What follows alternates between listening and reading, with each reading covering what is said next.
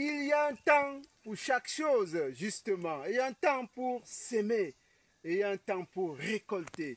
Et justement, le temps de la récolte a sonné pour notre maïs de contre-saison. Et nous allons voir les modalités de récolte et de vente. C'est tout de suite après le jingle.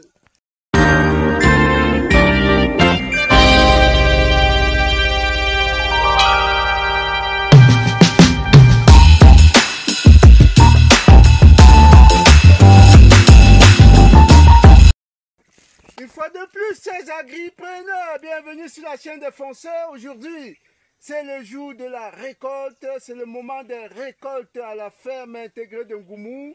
Les récoltes, ça peut paraître bizarre en plein mois d'octobre, en plein début d'octobre qu'on parle de récolte parce que dans la zone agroécologique centre-sud-est au Cameroun, c'est à ce moment que les nouvelles plantes, les nouveaux semis sont en train de germer. Regardez, la caméra peut vous faire voir ce maïs. Ça, c'est un... Nous sommes là dans un nouveau champ de maïs qu'on a semé il y a juste à peine 2 semaines. Vous voyez. Et donc, ce qui fait la particularité de notre champ actuel, c'est que on est en pleine récolte. Alors qu'ailleurs, on commence à peine à s'aimer. C'est pourquoi on parle de contre-saison, parce qu'on l'a mis à un moment inhabituel pour profiter justement des niveaux de prix, tout simplement. Voilà, c'est pourquoi vous voyez avec un sac, parce qu'on va aller en récolte. Mais là, ce n'est pas encore prêt, parce qu'on a mis le maïs en palier. Ça, c'est vers l'avant-dernier palier, parce que ça va plus bas. Le dernier palier, il faut encore 3 à 4 semaines pour récolter. Ici, il faut probablement 3 semaines. Là, il faut 2 semaines. On va remonter voir le niveau où on a commencé les récoltes.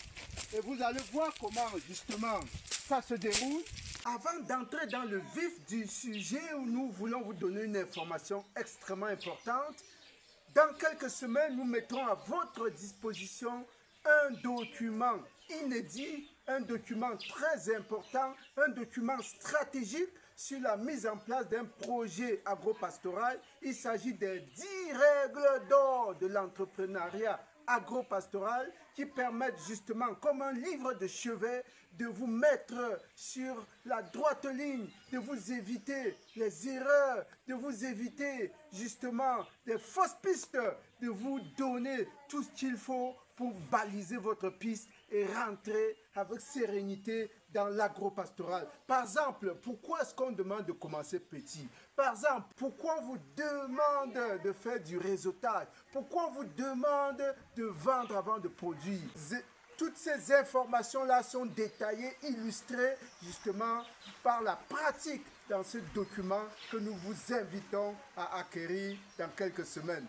On continue la vidéo. L'une des difficultés qu'on a eues sur ce maïs de contre-saison, à un moment, on avait de sérieuses difficultés à pouvoir irriguer 1 hectare de maïs. Ça s'est fait de manière semi-automatique. Il y avait une partie automatique où on a utilisé du laser spray. Il y avait une autre partie pratiquement manuelle où il fallait arroser avec un arrosoir pied par pied, maïs par maïs, 1 hectare, 40 à 50 000 pieds de maïs. C'est pas du chocolat, ce n'est pas facile, c'est de la mer à boire. C'est pourquoi vous voyez que ici, le maïs a plutôt l'air un peu nain. C'est parce que la floraison a été active à cause du manque d'eau. Hein? Vers le fond, heureusement que les pluies ont recommencé il n'y a pas longtemps et que véritablement, malgré la petite taille, il y a quand même du maïs. Malgré la petite taille, vous voyez la petite taille là, il y a quand même du maïs qui sort là. Voilà, malgré la petite taille, vous voyez, il y a du maïs, il y a du maïs. Mais la partie qui est déjà récoltable, qui se récolte déjà, c'est ici en haut. On y va. On va voir ensemble comment le marché se déroule, à combien on peut vendre un filet de maïs, à combien on peut vendre un tas de maïs. Tout cela, nous allons le voir en deuxième partie lorsqu'on va se rendre sur le marché. Ici, c'est déjà récolté justement. Vous voyez, ici, c'est déjà récolté. Ça s'est passé hier dans la nuit. Et tout de suite, nous allons vous faire vivre l'ambiance de récolte. Restez scotchés, regardez comment nous rentrons dans la récolte. C'est nuitamment, vous allez comprendre pourquoi. Regardez. Voilà, nous sommes là effectivement en plein champ. Oui, avec un dispositif de protection que vous pouvez justement identifier, du chapeau, de gros blousons, n'est-ce pas? Parce qu'il fait frais, il fait froid actuellement. Il est 4 heures pratiquement 30. Il faut se lever très tôt pour pouvoir aller à la conquête de ce maïs. Vous voyez, ce maïs-là qui monte, il va remonter par ici. Vous allez effectivement voir, vous voyez le transport qui se fait dans les sacs. C'est à cette heure qu'il faut effectivement récolter du maïs parce que les femmes veulent du maïs frais.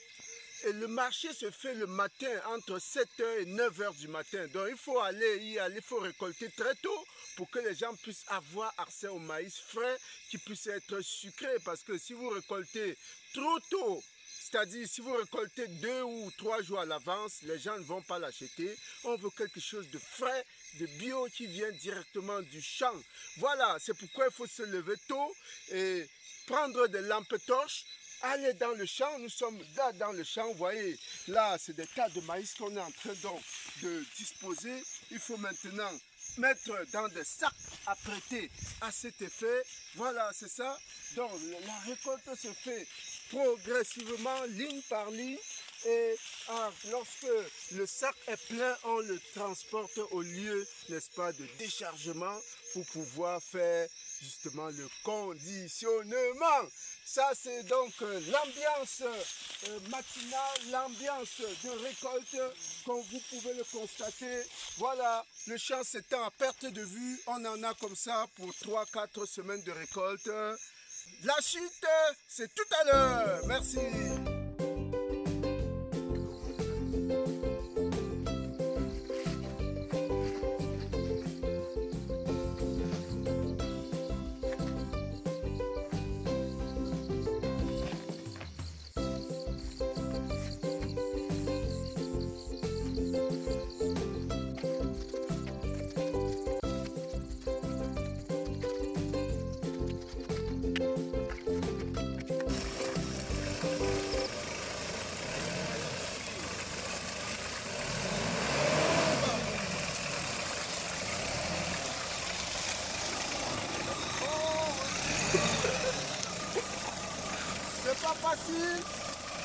C'est pas facile, on y va. Il y a du maïs, on y va. Il y a du maïs là derrière. Mais la route n'est pas facile, on y va.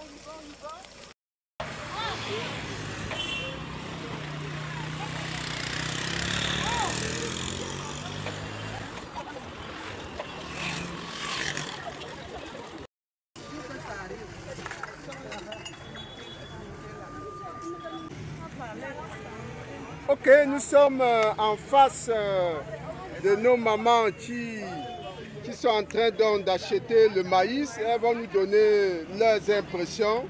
Alors, comment vous trouvez d'abord ce maïs? Ce maïs est vraiment excellent parce que depuis que nous sommes ici, là, le maïs est tellement plein. Tous les mamans se plaignent. Vraiment, le père, vous avez réussi. Le sangha ne sort pas. Et c'est bien plein. Ça a réussi, le père. On ne peut pas manger. Depuis que nous sommes là, il n'y a pas encore le maïs, le jar ici. Là. Nous avons le maïs et puis on ne voit pas le jar. On voit toujours le jar. Tous les mamans se plaignent. Mais pour vous, là, papa, c'est tellement excellent. Ok, merci beaucoup madame. J'espère que vous allez aussi faire de bonnes affaires. Oh, vraiment excellent, on va faire les bonnes affaires. On va faire les bonnes affaires, le père. D'accord, merci. Prochainement, tu nous fais. Merci pour ce témoignage. Nous continuons donc à faire le tour. Est-ce qu'il y a encore quelqu'un qui veut faire du témoignage sur ce maïs? Nous attendons avec le bon cœur, papa. Ok. Tu nous satisfais comme ça chaque fois, c'est D'accord, merci maman. Je vous souhaite aussi un très bon, un excellent marché.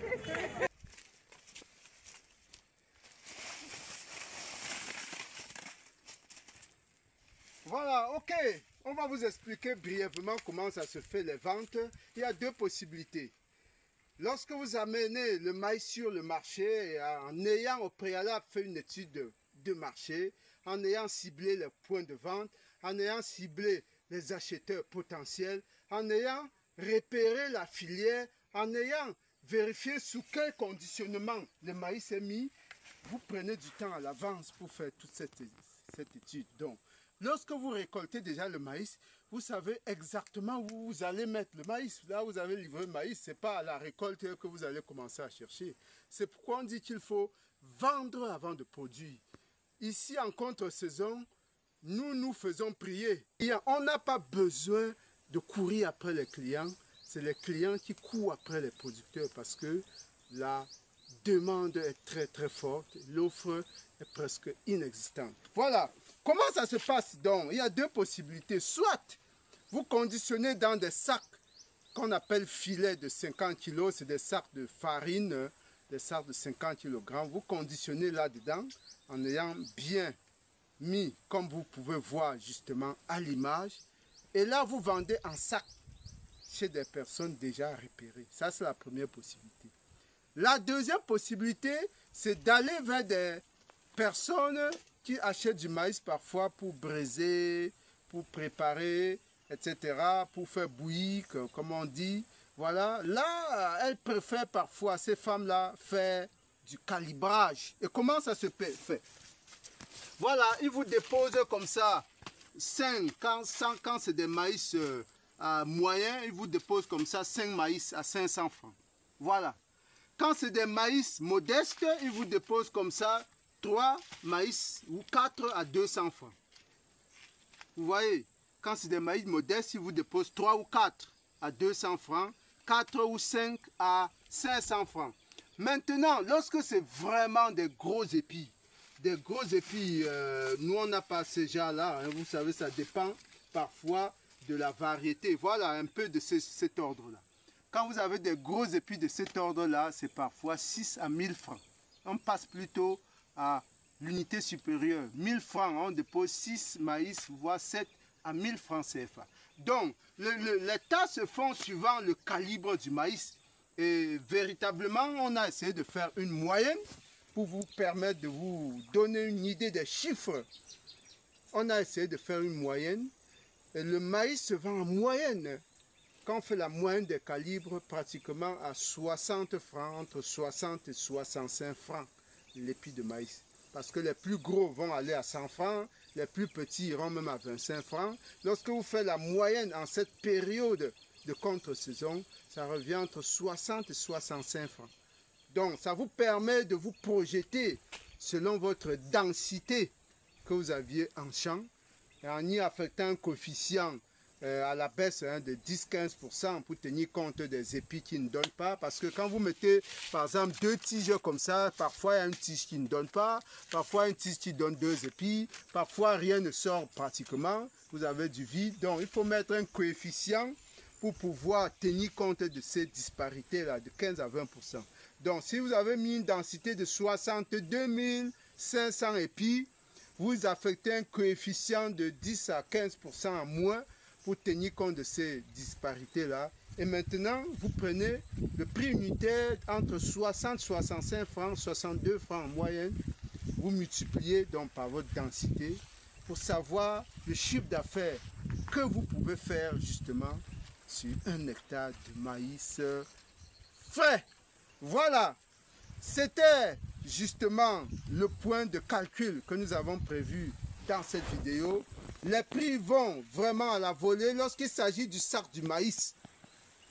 Normalement, en temps ordinaire, en période abondante, le sac, le filet de maïs que vous voyez à l'image est vendu entre 3 000 francs et 5 000 francs. Lorsqu'il y a vraiment abondance, on vend parfois les filets à 3 000 francs.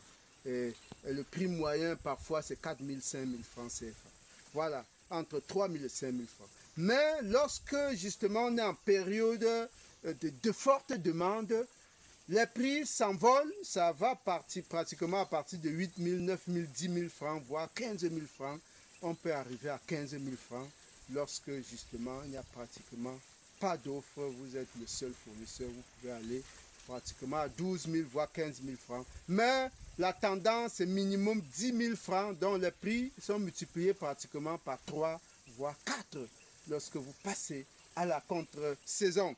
Voilà, nous espérons que nous avons donné suffisamment d'informations. Si vous êtes tenté par la contre-saison du maïs, vous êtes dans le centre-sud-est, le meilleur moment c'est le mois de juillet pour mettre vos grains en sol. Rassurez-vous que vous avez suffisamment d'eau pour pouvoir arroser votre maïs. Rassurez-vous que vous avez de quoi faire les traitements phytosanitaires parce que la chenille légionnaire ne vous pardonnera pas. Et bien entendu, lorsque ces conditions d'eau et justement de présence pour pouvoir suivre la santé des plantes, et lorsque ces conditions sont réunies, vous êtes certain que vous pourrez faire de très belles affaires. On espère que cette vidéo vous a plu. Partagez massivement, abonnez-vous, likez. On se retrouve très bientôt avec des puissants projets encore. Un projet gigantesque nous attend dans le Gombo. Dans quelques semaines, vous aurez tous les paramètres de ce projet. Ça sera encore du lourd, du super lourd, du méga et de l'extra lourd. À très bientôt. Merci.